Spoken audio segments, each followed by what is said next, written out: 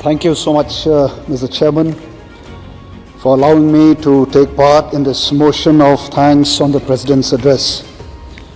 Well, it is with a great joy that I stand here on behalf of each and every soul that of the One Shillong parliamentary seat who have supported me and who have enabled me to stand in this great institution and to speak this almost at the last hour of the day.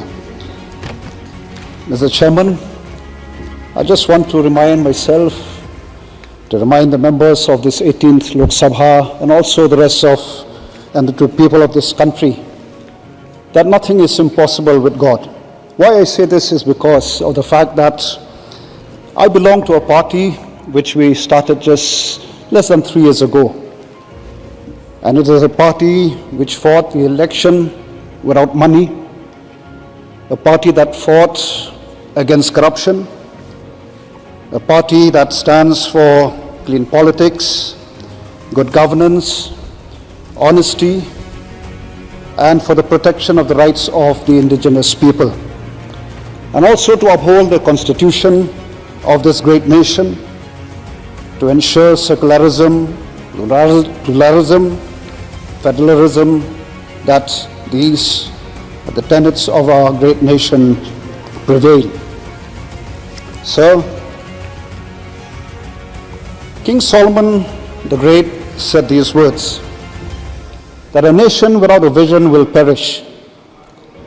Well, I was very delighted to hear the words futuristic, the words vision in the address by the Honorable President. While I was patiently waiting for, what is the future, what is there in the vision of the President's address, as a first-time MP, I was listening patiently to hear where the government will take the nation, how the government will take it. But unfortunately, I did not get much except for the achievement that the government in the past has accomplished. Well, I wish that the government will be more explicit in its endeavor. Mr. Chairman, while mentioning the lasting peace in the Northeast, as is spelled out in the presidential address, I would like to remind the government of the day and also the government of the past, led by the Congress government, that our people, my people, living especially in the border with Assam, in the border with Bangladesh, I tell you till today, they don't feel safe at all. They feel very threatened, and what is even sad is that the lands have been taken away from them, they've lost their livelihood. Why? Because of the failure of subsequent governments to settle this dispute, which has been there for many, many years. We talk about development of the nation. That is dependent on the development of the states. That is what even our Honorable Prime Minister said these words. Now, how can we talk of development when people till today, till this very moment, are yearning for peace?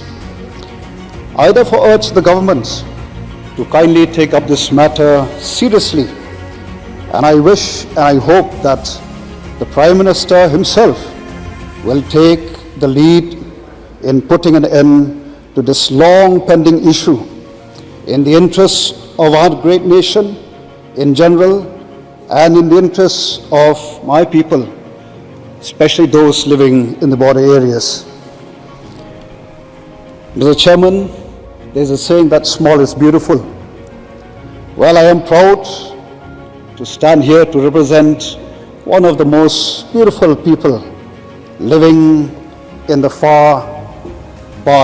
in the eastern part of this great nation called the Khasis, and also coming from one of the most beautiful places on earth. Mr. Chairman, I urge and I call upon the government and also the members of this august House to play a role in enriching and promoting the culture of my people, especially when we talk of culture, language is one of the important elements. For many years we've been demanding for the inclusion of the Khasi language in the 8th schedule. I hope with the support of members that one day, just like while I was sitting here, from day one, hearing our friends speaking their own language, how I wish that one day, very soon, that you will also get to hear the language that I speak, the Khasi language. And I hope that the government, members in the opposition, would support the inclusion of the Khasi language in the 8th schedule. Okay, sir. Kindly conclude, sir. Well, the government talks about development. Let me remind this House that Shillong, or rather Meghalaya, is one of the famous tourist destinations. And while talking to friends outside in the corridor, when they ask me where do I come from, I say, I come from Shillong. Oh, Shillong is a very beautiful place.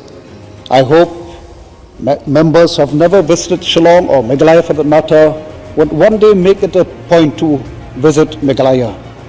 But the sad part is that Meghalaya is now almost 52 years old. Unfortunately, till today, well, we have an airport, but an airport which is not where big planes cannot land. Even though the fact remains that Shillong, or rather Meghalaya,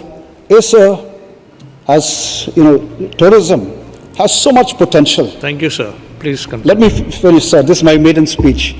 I'll just take a few more points. I just hope that the government, the concerned ministry, would help the state to ensure that this airport is an airport where large plane can land. And finally, sir, we've been talking a lot about the leakage, the exams.